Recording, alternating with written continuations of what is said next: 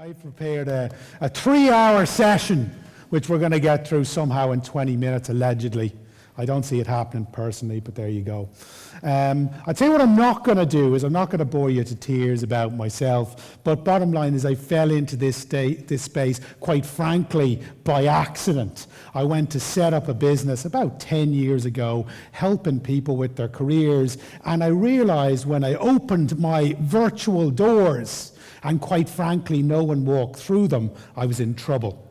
I looked at my piggy bank, it didn't have much money, and I realized that the one thing I needed to do was to embrace social media like a long-lost lover to let people know that I existed. And I suppose one thing that became very evident when it came to using social media and I suppose building an engaging website was how was I going to demonstrate my enthusiasm and my passion and my knowledge that actually was going to get people want to come and do business with me. So I started blogging and I started engaging with people specifically on LinkedIn, Facebook and Twitter. And heck, I've started working with some big companies on the back of it. So that's kind of a synopsis of how I kind of fell into this space by accident, okay? Today we're talking about content marketing. Bit of a waste of time maybe, maybe not. As you can see, some of the statistics up there, HubSpot. Have you heard of HubSpot? Big inbound marketing company. They're claiming that if someone prioritizes blogging, a business that prioritizes blogging, 13 times more likely to enjoy positive return on investment. Flipping hell, that sounds good.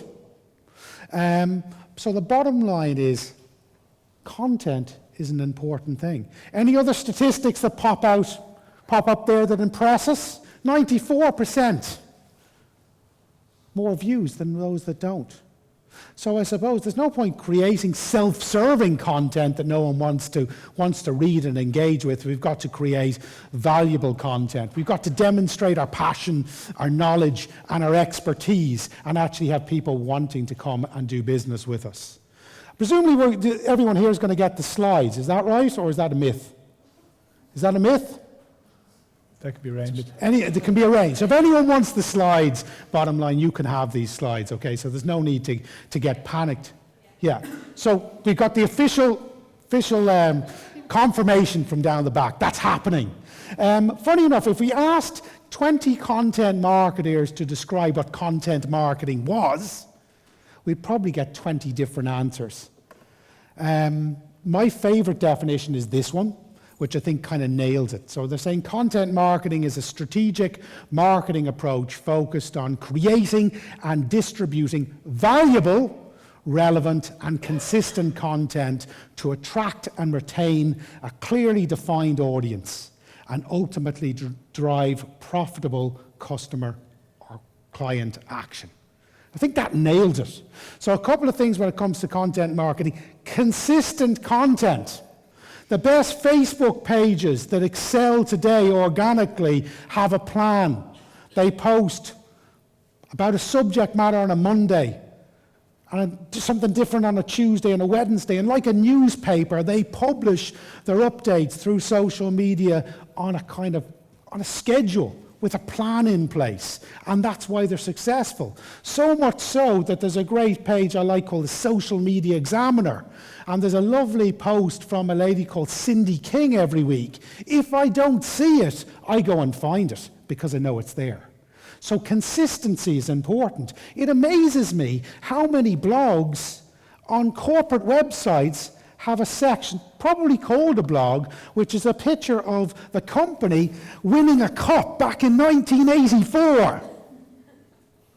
And it's kind of out of date, it's not of interest to me, and it's more likely to do me damage than good as a company. So we've got to start thinking about consistency. So with clients I typically work with, if they're going to create content such as a blog for their website, I will typically get them to start, could be a piece of content once every month, and achieve that for the next 6 months, rather than try to create a piece of content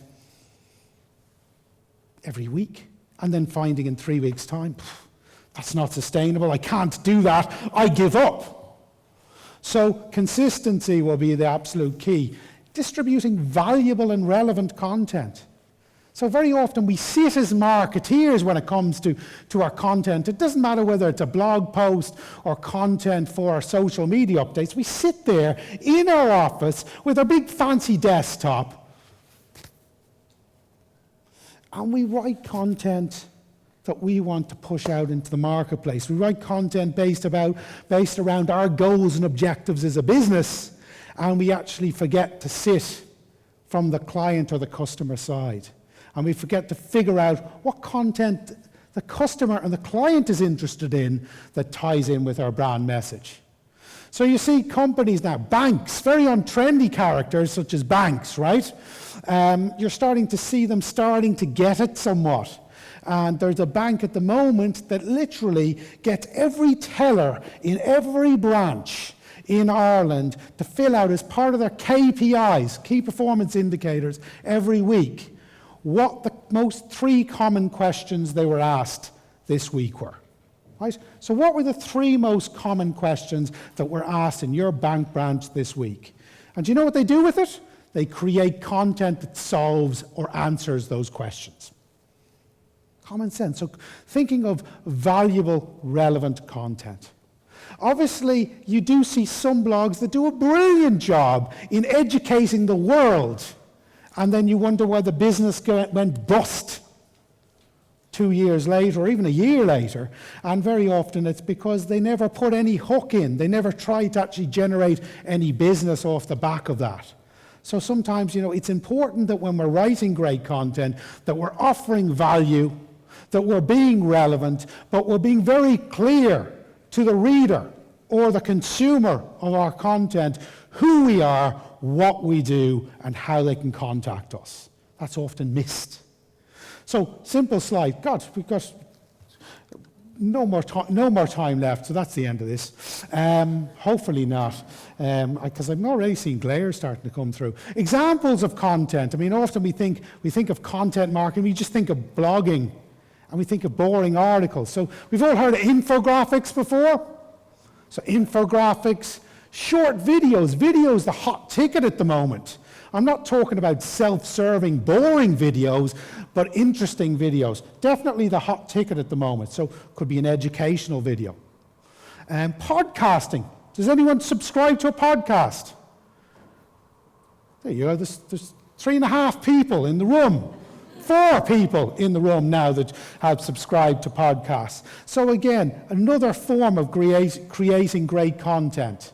I like a tool called audioboom.com, which allows companies to create free, embeddable audio content that they can even, the user can even add to their iTunes account. Podcasting. Case studies. People love case studies. People are far more likely to want to do business with you if they hear other people that have done business with you that think you're great. Case studies works really well. E-books. Typically, I'm a lazy bugger sometimes, quite frankly. Don't tell anyone. But after 3 months of content writing, I just create an e-book. So I just take all my blogs, put a lovely cover on, and I create a lovely gated e-book that people have to download and give me their contact details on the back of. E-books. Link roundups. Again, people are lazy. One of my favorite articles is an article on the Social Media Examiner by that lady Cindy King, and what she does once a week is she does a roundup of everything that happened in the social media world that week. So she links to all these other fabulous articles, does a lovely recap. And that's brilliant. It's the one place I need to go to find out what's happening. So think of your industry, think of your business. What kind of industry roundups could you guys do that would become particularly valuable to your target audience? Visual content. Obviously, people love visual content. It's amazing how many corporate, boring blogs, too text-heavy, no bullet points, no visuals. I can't read that. I can't even begin to read that. So breaking up your content with nice visual content, and even if you're putting small updates on your Twitter or Facebook, is possibly adding the text to an image rather than just writing a bunch of text that people aren't interested in. Visual content, guides and how-to posts. We can do it for video as well. But quite simply, let's educate people, offer them something valuable. So I know the likes of UPC, again, they're starting to create a lot of content around every problem that you could have with a UPC box. How to do this, how to do that. People like that stuff. Product reviews. If you have a new product come up, give someone a sneak peek of that product and possibly preview that product for them. And interviews. People love interviews. The great tactic of interviews for content is it can align yourself with some experts. So it can make you look good as a company. So lots of examples of content that we can look at. When it comes to future trends taking place, good grief. When it comes to future trends taking place, there's the one hot ticket at the moment is video. We heard of Periscope, Meerkat app. Live streaming apps have become a hot ticket this year. Last year, we were probably talking about Twitter video, Instagram video, short, simple, self-user-generated video. You remember the Ice Bucket Challenge? When not only people realized that their phones took photographs, but actually did video as well, and were able to actually hold them while they threw a bucket of ice over their head. So much so that a third of the Irish population did that in a 2-week period. So video is a big deal. It needs to be part of our content plan. The idea of rich content becoming vital. Google's liking unique content. That's what it's looking for. Facebook, LinkedIn, looking for unique content at the moment. At the moment, ranking highest in Google, you're looking at pieces of content somewhere between 1,000 to 3,000 words in length. It's a hell of a lot meatier bit of content than we used to have to create to rank on Google. So rich content. Social advertising is becoming more powerful. So literally we can serve up the right ad to the right person at the right time. Simple as that. So again, we need to create the right content for our ads, not to be sloppy here. Private networks are starting to thrive. So we've seen people migrate to Snapchat, to WhatsApp, to Instagram, and literally have conversations far more behind closed doors. So what companies are realizing now when it comes to content is they need to start to network with influencers, brand advocates, employee advocates, and actually try and get them to have conversations and share their content behind those closed doors. It's becoming a big strategy. Company like IBM educating their staff at the moment on how they can share IBM's news online. So these are the trends that are starting to happen. The idea of influencers, it's listening online when it comes to content and trying to get the influencers in your market space to share your content or even collaborate with you to create your content. So there's probably a lady in Roscommon that's got 76 cats that everyone thinks is mental. But when she jumps on Twitter, everyone listens to every goddamn word she says because she's influential. So if we can collaborate and create content with her, we can create some amazing things. Okay. Good news, my thing is going to die a death as I'm going to give you some examples before evil stares start to come in and bite me. Even though Sean here, he was prepared to give up you were prepared to give up your, he doesn't really want to talk about Twitter. So we have another 21 minutes left, guys, okay? But some simple things when it comes to, say, creating blog content, a great title, absolutely vital, just like in the newspaper days. 80% of people will read the title, less than 20% will read your text. So we have to have a great title that draws the reader in. We also need a great title that has the keywords or the phrases to tell the reader, and possibly more importantly, the search engine, what our content is about. So a little tool that you can use to craft a good headline is there, CoSchedule. Images. We talked about images being really important, didn't we? 3 tools I'm using all the time to create brilliant images for my social media updates and for my blog posts are Canva, PicMonkey, and Pablo by Buffer. They're free.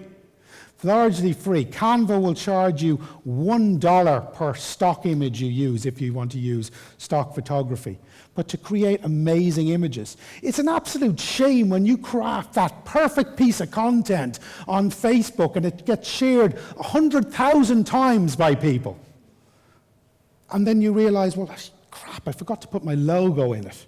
And actually you realize that, a 99,000 out of those 100,000 people would have no clue of where the content originated from. So simple things like using tools to actually put, could be a hashtag, could be a website, could be a logo into your images. So when content does fly through the world of social media, so does your message. Content ideas. I always find people saying, I can't think of what to write. Great tool I use to find great articles for content ideas is feedly.com. Let's have a look at a couple of others. There's another tool I'm using called buzzsumo.com, which actually tells me what content around my subject matter is being shared the most online. So wrapping up some content ideas I put in the notes, which we will get. Top 10 posts, people love that. Link roundup posts, reviews, interviews, case studies, how-to posts, new news topics, hot news topics, should I say, and a roundup of your own posts.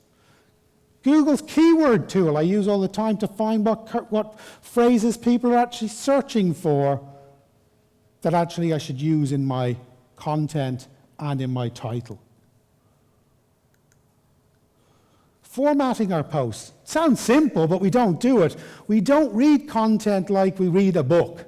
We typically look at the title and then we scan an article, usually in less than 30 seconds. And then what we usually do is we go back and we read the part of the article that interests us.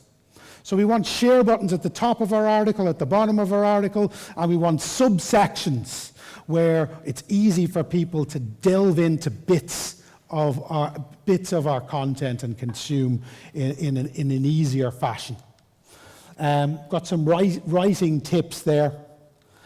Specifically, the first part of our content has to tell the reader what's in it for them. That's our hook. Rounding up quickly, we're sick of hearing about Cindy King, aren't we? Sick of her. Here's some example of some posts. So our roundup post I love every single week. It keeps me connected with what's happening in the social media world. Aligning ourselves with the experts. So again, we talked about interviews earlier on, interviewing other people and making us looking good. This guy here, he wrote 26 content marketing experts to follow in 2015. He tagged them all, he referenced them all. They're all his heroes, all people he wants to talk to. What do? They come back and say, thank you so much for including me in your article. So a great way to get noticed. Mercedes-Benz, we heard of Periscope. So Periscope live streaming from our mobile phone. It's an application working only on iPhone at the moment, isn't that right? That literally sends out push notifications on Twitter and owned by Twitter. So what Mercedes-Benz have done is they've given virtual test drives on Periscope. So people can actually experience a test drive in a live environment. There's also a guy that's the head of a park in the US who gives virtual tours of his park through his mobile phone every single day. And what that does is that's driving visitors to his park on the weekend.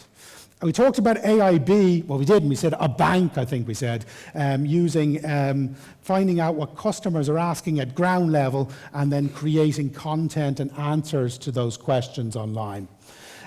This concept, I've seen Aer Lingus do it as well this year, where we get ambassadors. So we look at bloggers and influencers. We give them a product or service of ours for free in exchange for creating content around our product and service. You can see the electric cars for ESB, they did it where bloggers and influencers were given the electric car to drive and they created content over the 12-month period talking about it.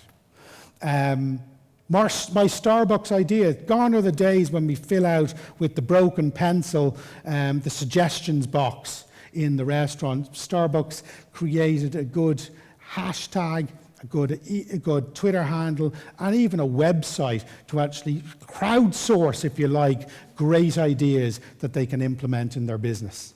And that creates super content. We talked about the Ice Bucket Challenge. A third of the Irish population throwing a bucket of water over their head in a 2-week period. Pretty amazing. And I love this tool. I want to make sure you guys know this tool, particularly if you're a business-to-business orientated company. A company that LinkedIn acquired is called slideshare.net. It's a social network in itself. It's a super place to create, share, and distribute content. What it also allows us to do is it allows us to capture sales leads.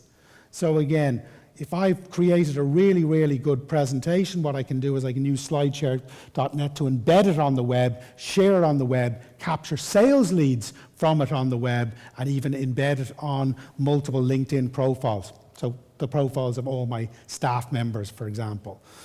Being real in our videos. This lad here, he created a video and he put call of action in it. He said, guys, someone likes my video, and I'm so excited someone liked my video. I just want to thank you so much for liking my video. I don't know whether it's too much to ask you guys, but I just want to see whether I could get 2 people to subscribe to my channel.